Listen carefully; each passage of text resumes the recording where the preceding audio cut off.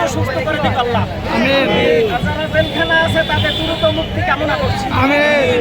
এবং আমরা সবাই এখানে আমরা 2 রাকাত শুকরিয়া তার নফল নামাজ পড়বেন সবাই এই বাংলায় কিয়ামতের আগে। আর যেন কোনো এই জামিন সরকারের ফায়দা না হয়।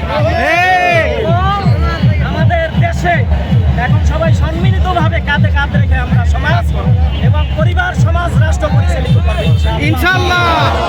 সুখে শান্তিতে থাকবে ইনশাআল্লাহ। এবং যে ছাত্র মারা গেছে প্রত্যেক ছাত্রের পরিবার থেকে যেন একজনের চাকরি দেওয়া হয় সরকারি, এবং প্রত্যেকের একটা বাড়ি করে দেওয়া হয়।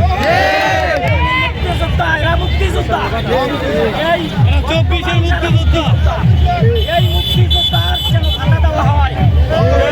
আওয়ামী লীগের আমি আশা করি, মনে করি আওয়ামী লীগ কিয়ামত পর্যন্ত এই বাংলার জমিনে এদের অস্তিত্ব থাকবে না। আওয়ামী লীগের সরেও থাকবে না। আওয়ামী লীগের কোন নেতা কর্মীকে আপনারা কোনোভাবে আশ্রয় দিবেন না। এবং এদেরকে যারা পালিয়ে গেছে, যারা থেকে আছে, যারা পালিয়ে গেছে আন্তর্জাতিকভাবে আমরা বিচারের দাবি করি। আর যারা বেঁচে আছে তাদের আওতায়, আইনের আওতায় এনে তাদেরকে বিচারের দাবি করি। আল্লাহ হাফেজ।